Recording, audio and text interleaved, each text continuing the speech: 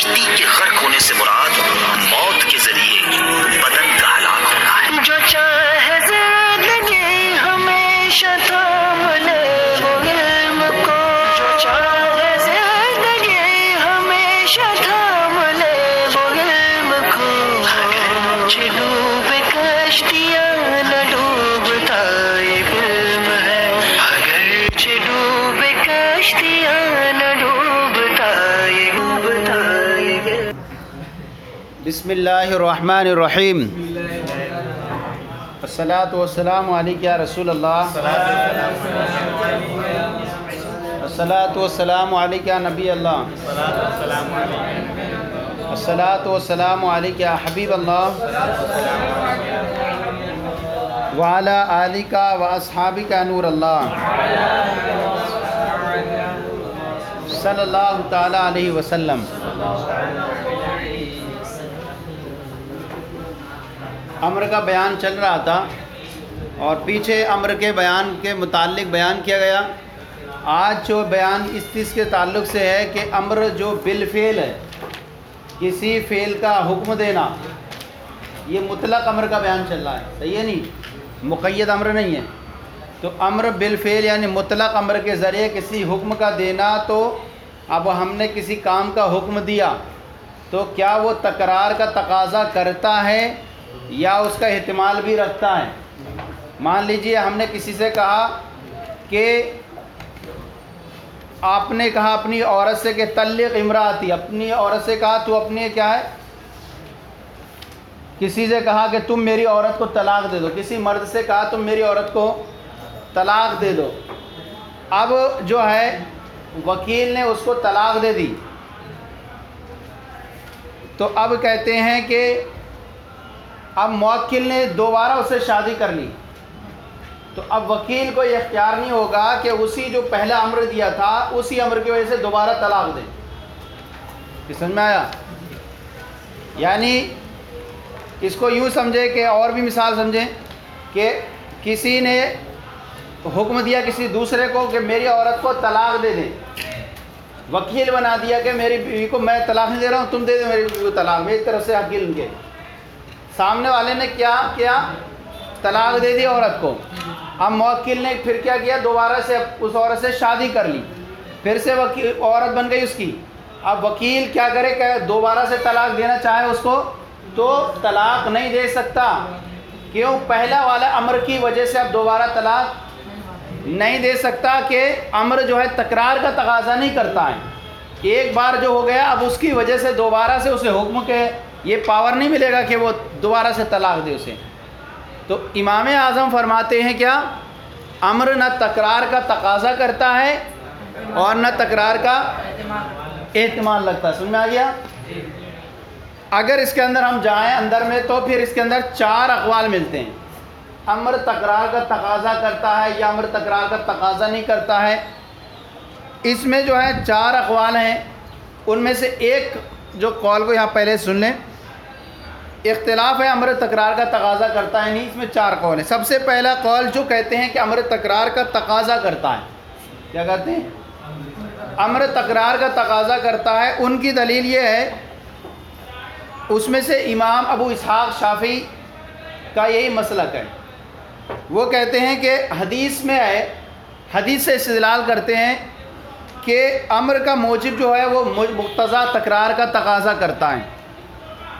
حضرت ابو ہریرہ رضی اللہ تعالیٰ عنہ سے روایت ہے کہ نبی اکرم صلی اللہ تعالیٰ علیہ وسلم نے فرمایا، اے لوگو، اللہ تعالیٰ نے تم پر حج فرض کیا ہے تو کیا کرو، تم حج کرو۔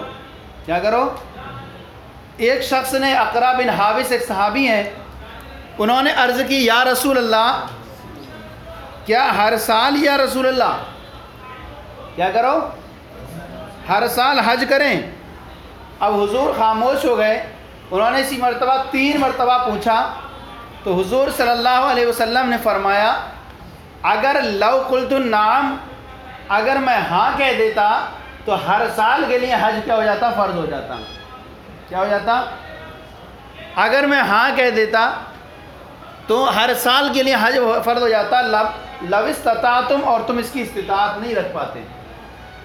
اب یہاں سے وہ لوگ کہتے ہیں کہ یہاں پر لفظ حجو آیا، فعل امر ہے، حج کرو، اور یہ اہل لسان ہے، ایک صحابی، یہ جو ہے اہل لسان ہو کر کے ان کو اس بات کا ہی نہیں ہو گیا کہ شاید امر تکرار کا تقاضا کرتا ہے، تبھی تو انہوں نے پوچھا، تقاضا کرتا ہے تبھی انہوں نے پوچھا یا رسول اللہ کیا اس سال یا ہر سال کرنا ہوگا؟ اگر امر تکرار کا تقاضا نہیں کرتا تو یہ دریافت کرنے کی نوبت کیوں آتی؟ نہیں، دریافت کرنے کی نوبت کیوں آتی؟ یہ دریافت کیا انہوں نے، اس کا مطلب یہ ہے کہ امر تکرار کا تقاضا کرتا ہے۔ احناف اس میں کہتے ہیں کہ امر کی جو تکرار میں کے قائل نہیں، امر کی تکرار کے قائل نہیں ہے، اور نہ وہ کہتے ہیں نہ احتمال لگتا ہے۔ اس میں جو ہے یہ تو پہلا قول ہو گیا جو امر تکرار کا تقاضا کرتا ہے، دلیل دی حدیث پاک سے۔ اس کے بعد جو ہے اور بھی ایک قول جو ہے امام شافعی کا جو ہے دوسرا، امام شافعی کہتے ہیں کہ امر تکرار کا تقاضا تو نہیں کرتا، البتہ تکرار کا احتمال رکھتا ہے۔ کیا رکھتا ہے؟ احتمال رکھتا ہے۔ سب سے پہلے جو ہے آئیے ترجمہ پڑھ لیں، پھر اس کے بعد آگے چلتے ہیں تاکہ دادے نہ ہو جائیں۔ فصل الامر بالفعل، یہ فصل ہے امر بالفعل کے بارے میں۔ امر بالفعل، کسی فعل کا حکم دینا، لا یقتضی تکرار، یہ تکرار کا تقاضا نہیں کرتا ہے، اوپر لکھا ہوا حقیقتاً ولا یحتمل، نہ حقیقتاً تکرار کا تقاضا کرتا ہے اور نہ اس کا احتمال لگتا ہے۔ ولہذا قلنا، اسی وجہ سے ہم نے کہا، لو قال رجل لآخر، اگر کسی مرد نے کسی دوسرے سے کہا طلق امراتی، میری بیوی کو طلاق دے دو، فطلقها الوکیل، تو اس وکیل نے اس کی بیوی کو کیا کر دی؟ طلاق دے دی۔ ثم تزوجها الموکل، پھر اس مطلقہ سے اس موکل نے شادی کر لی، لیس للوکیل، وکیل کو یہ حق نہیں ہوگا کہ ان یطلقها بالامر الاول ثانیا، امر اول کی وجہ سے دوسری مرتبہ طلاق دے۔ وکیل کو یہ حق نہیں ہوگا کہ امر اول جو پہلے حکم دے چکا ہے اس کی وجہ سے دوسری مرتبہ اسے طلاق دے۔ ولو قال زوجنی امراۃ، اگر کسی نے کسی دوسرے سے کہا کہ میری کسی عورت سے شادی کرا دے، کیا کسی نے کہا کہ میری کسی عورت سے شادی کرا دے، اب وکیل نے موکل کی شادی کرا دی، فزوجها الوکیل للموکل، وکیل نے موکل کی شادی کرا دی، لا يتناول هذا تزویجا مرۃ بعد اخرى، تو یہ شادی کرانا ایک کے بعد دوسری مرتبہ کو شامل نہیں ہوگا۔ لہذا لا يتناول هذا، تو یہ اس کا کہنا کہ میری شادی کرا دو، زوجنی هذا تزویجا مرۃ بعد اخرى، یکے بعد دیگرے، ایک کے بعد دوسری مرتبہ شادی کرانے کو شامل، بس ایک مرتبہ کرا لی اس کو پورا ہو گیا، اب یہ تکرار کا تقاضا نہیں کرے گا۔ ولو قال لعبده تزوج، اگر کسی نے اپنے غلام سے کہا تزوج، شادی کر لے، کیا کر لے؟ لا يتناول ذلك الا مرۃ واحدہ، تو یہ اس کا جو کہنا ہے کہ شادی کر لے، یہ صرف شامل ہوگا کس کو؟ ایک ہی مرتبہ کو شامل ہوگا، صحیح ہے نہیں؟